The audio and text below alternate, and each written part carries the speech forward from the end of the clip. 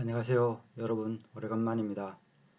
제가 많이 회복이 된 상태입니다. 그래서 다시 천자문을 시작하려고 합니다. 오늘의 천자문 사자는 173화 영엄찰리가 되겠습니다. 들을 영, 소리 살필 찰, 다스릴 리, 이치 리입니다.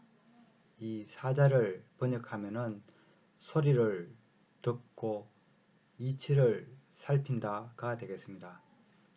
이 사자는 맹자 진심편에 나오는 이 문장을 압축한 말이 되겠습니다. 상지, 지인, 높이 아는 사람은 정령, 기성음, 바로 그 성음을 듣고 이찰, 기사리, 그 사리를 살핀다. 여공자, 공자 같은 분은 청, 자로 고금, 자로의 금은고 소리를 듣고 이위 말씀하시길 기우, 북비, 살벌 지성자 거기에 북쪽 변방의 살벌한 소리가 있다. 시야고 하신 것이 바로 그것이다. 가 되겠습니다. 이 영엄 찰리와 맥락을 같이 하는 사자성어로는 여기 구밀복검과 소리 장도가 있습니다.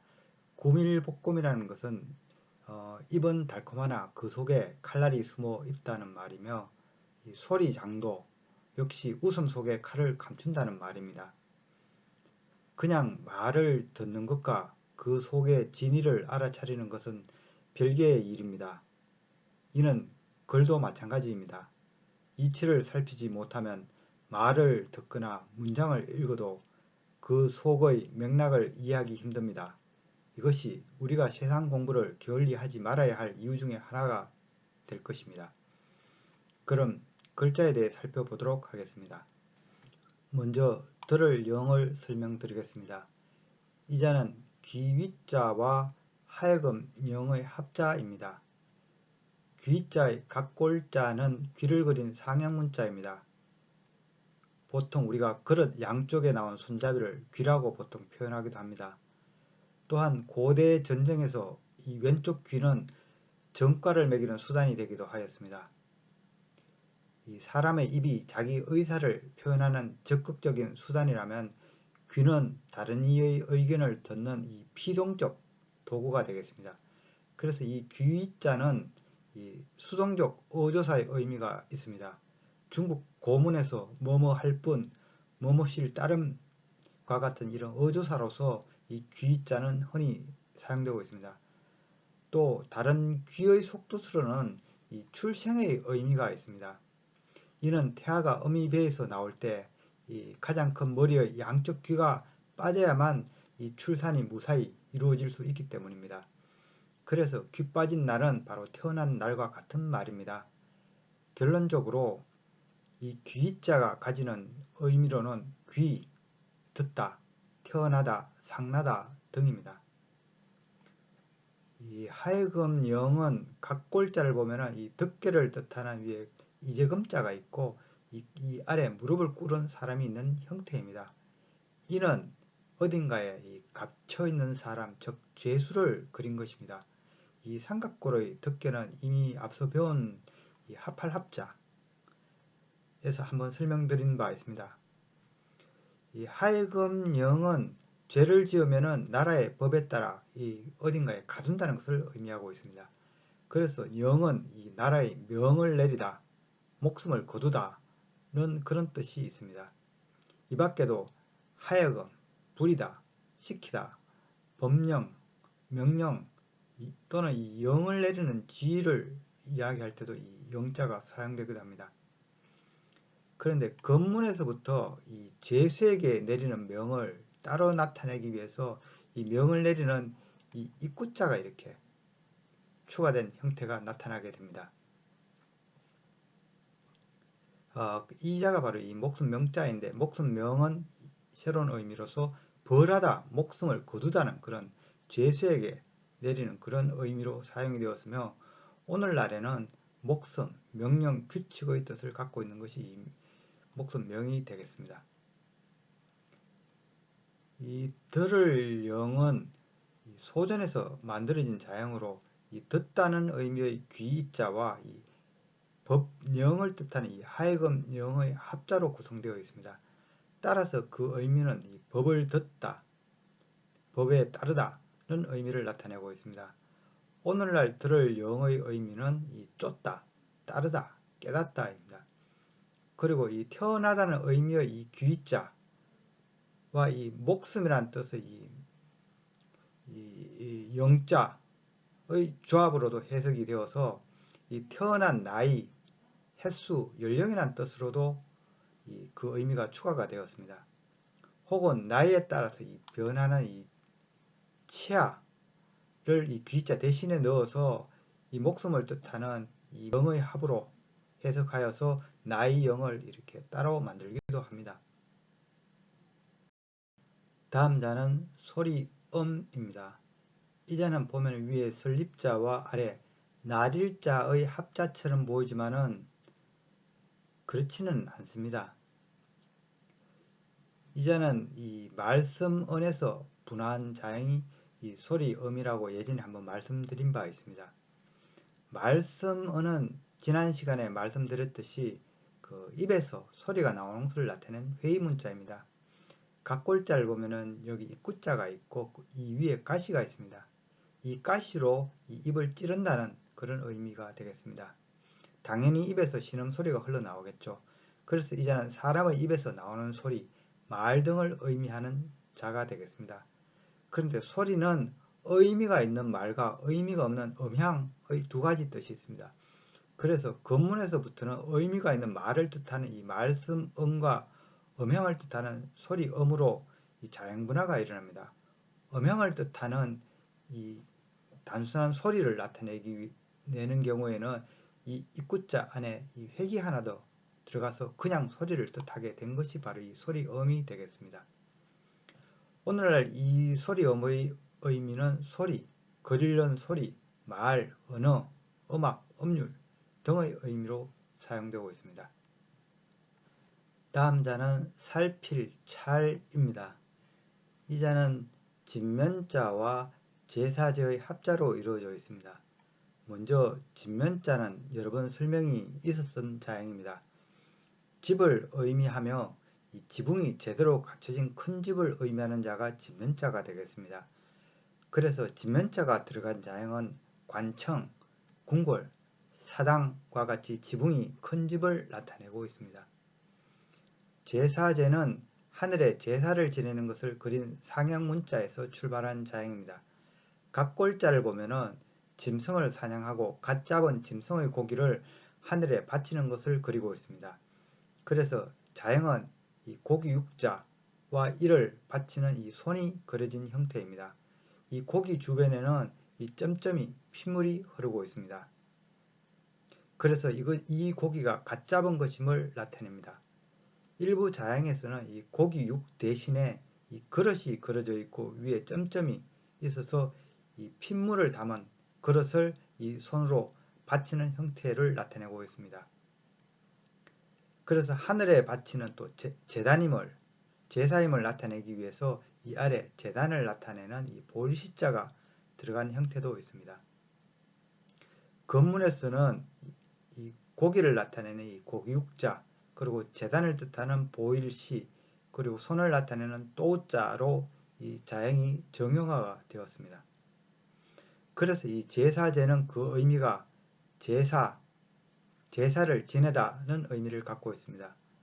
고려시대와 조선시대 하늘에 이 제사를 지내는 것을 관리하던 이 벼슬아치, 즉 종삼풍의 벼슬아치를 죄주라고 하는데 이 제사제는 이 죄주라는 그런 뜻도 갖고 있습니다. 살필찰은 이 소전에서 만들어진 자형으로 이 사당에서 제사를 지내는 것을 그리고 있습니다. 이 신석기 시대 제사는 간단히 사냥한 짐승의 고기나 피를 이 제단에 올리는 수준이었으나 점차 그 격식이 발전하여 이 소전에 이르러 부족구가 이후에는 이 제사 차림은 상당히 복잡해집니다. 그래서 이 자형은 격식에 맞게 정성껏 제사를 드린다는 의미를 담게 됩니다. 그리고 정성껏 제사를 차린다는 의미가 발전하여 살피다, 알다, 살펴 올리다, 정갈이하다, 깨끗하다, 드러나다 등의 다양한 뜻을 담게 되었습니다. 그리고 이 정성껏 올리다는 그런 의미는 상세히 고하다, 청거하다는 그런 뜻으로도 파생이 됩니다. 오늘의 마지막 자는 다스를 리입니다. 이 자는 구슬옥과 마을리의 합자입니다. 구슬옥의 갑골자는 이쁜 조개 껍데기 혹은 이쁜 돌멩이 또는 이 단단한 동물의 뼈 등을 끼워 만든 이 장식을 그린 형태가 되겠습니다. 나중에는 이 옥이 끼워 만드는 재료 중에서 옥이 가장 귀한 대접을 받게 되면서 이 자형은 자연스럽게 이 옥을 상징하게 되었습니다. 갑골자를 보면은 이 실에 깬 이 형태 또는 이 나뭇가지에 깬 형태 등도 보이고 있으나 이 건문으로 들어서면서 단순하게 뚫을 곤과 같은 이 수직선의 옥을 깬 형태로 자리 잡게 되었다가 이후 임금왕 형태로 따듬어졌습니다. 그러나 소전에 이르러 이 구슬옥과 이 임금왕은 이 형태가 거의 비슷합니다. 임금왕은 이 위의 획이 두 개 가까이 있고 아래 획은 좀 떨어진 특징이 있습니다. 하지만 그 형태가 워낙 거의 동일했기 때문에 예서에서부터는 이 두 자를 분리하기 위해서 구슬옥에는 이 우측 아래에 이 점을 찍어서 구분짓게 되었습니다. 그래서 그 구슬옥은 이 의미가 구슬옥, 아름답다 등의 뜻을 갖고 있습니다. 또한 동북아시아 속담에 구슬도 꿰어야 보배다, 옥도 다듬어야 보배라는 말이 있듯이 이 옥자가 들어간 경우에는 그 의미상으로 꿰다, 엮다 또는 다듬다는 그런 속뜻을 담고 있습니다. 마을리는 원래 사람들이 모여 사는 이 경작지를 나타낸 자형이었습니다. 채집 문화를 마친 인류는 농사를 짓게 되면서 정착 생활을 하며 마을을 이루게 됩니다. 그래서 건문에서 이 마을은 농사 짓는 이 밭과 이 새싹의 조합으로 그려졌습니다. 마을리의 이 건문 형태를 보면은 이 밭전자와 아래 이 흑도자의 합자입니다. 이 흑도자는 이 땅에서 삭이 올라오는 것을 그린 자형이라 이미 예전에 말씀드린 바 있습니다. 그래서 이 마을리는 농경지를 나타낸 자형이라고 할 수 있겠습니다. 고대 마을은 이 자체로 하나의 행정구역이기도 하였습니다. 보통 1리라고 그러면은 25가구로 된 이 마을을 의미했습니다. 그래서 이 오늘날 1리 그러면은 이 한 마을의 크기 즉 약 400m를 의미합니다. 이는 작은 이 농촌 마을의 크기가 되겠습니다. 한편 이 마을리는 다르게는 내부 안을 뜻하는 이 속리로도 불리는데 이는 원래 이 속리와의 자형의 유사성 때문에 붙어진 의미가 되겠습니다. 이 속리를 보면은 이 건문을 보면은 이 엄마 품에 안긴 이 아기를 그린 상형문자입니다. 이 건문을 보면 이 오디자 안에 이 아이가 이렇게 그려져 있습니다. 그런데 오달에 품은 이 아이의 형태가 이 마을리와 거의 비슷합니다. 그리고 소전에 이르러서는 이 아이의 형태가 이 마을리와 동일하게 되었습니다. 그래서 이 속리의 간자체로 이 마을리가 사용이 되게 되면서 이 마을리에는 이 속리라는 그런 뜻이 추가가 되게 됩니다. 이 마을리와 유사한 형태가 이제 아이나 사람을 나타내고 있는 자형으로는 이미 말씀드린 바 있는 이 누를 황자 하고 이 아이동이 있기도 합니다. 누를 황은 이 사람 위에 간모를 뜻하는 이 스무렵자가 있는 형태입니다. 이 자는 이 족장 또는 왕을 의미하여 왕의 복색이 누르다는 의미에서 누를황으로 사용된 것입니다. 아이동도 마찬가지입니다. 원래 이 아이동은 이 눈을 찌른 이 노예 의미한 자형이었으나 나중에 이 안쪽 자형이 이 아이를 닮아가게 되면서 이 노예라는 뜻은 사라지고 아이라는 뜻을 갖게 된 것이 이 아이동이 되겠습니다. 결론적으로 이 마을리는 그 의미가 마을을 뜻하며 이 엄마 품을 뜻하는 이 속리의 간자체로도 쓰이면서 안쪽, 속이란 뜻도 추가되었으며 이 두 가지 의미가 결합하여 이게 태어난 마을, 고향 이란 뜻도 생겨나게 되었습니다.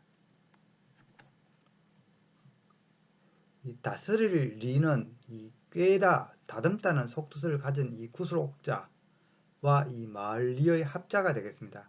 이는 마을을 다듬다, 다스리다는 그런 의미를 갖고 있습니다. 또한 이 마을리는 이 풍속이라는 뜻도 함께 있으므로 이 꾀다라는 이 구슬옥과 함께하여 이 옷을 꿰매다, 수선하다는 그런 뜻도 지니게 됩니다. 그래서 이제는 점차 이 땅을 다스리는 이치 또는 이 수선, 처방이라는 의미가 함께 발전하여 오늘날에는 학문을 뜻하는 이 자형으로까지 발전되었습니다. 이상으로 오늘의 천자문 사자, 영음찰리, 즉 소리를 듣고 그 이치를 살펴 안다는 사자성어를 마치도록 하겠습니다. 후한서에 보면 채홍전에 이런 이야기가 나옵니다. 동네 어느 부자가 마을 사람들을 불러 잔치를 열게 되는데 이 후한의 거문고 명인 채홍도 초대를 받게 됩니다. 그런데 채홍은 잔치집 입구에서 흘러나오는 거문고 소리를 듣자마자 들어가지 않고 오던 길을 되돌아가게 됩니다. 채홍을 노심초사 기다리던 주인은 채홍이 돌아간다는 하인의 말을 듣고 뒤쫓아서 가서 연유를 묻게 됩니다. 채홍은 잔치집에서 들리는 거문고 소리에 살심이 실려 있으니 차마 들어갈 수 없었다고 합니다. 이에 소리를 타던 거문고 주자에게 그 까닭을 주인이 물으니 그 거문고 주자가 말하기를 거문고를 뜯는데 사마귀가 매미를 노리는 것을 문득 보게 되었는데 사마귀가 매미를 놓칠까 조마조마한 상태에서 거문고를 연주하게 되었다고 고백했습니다.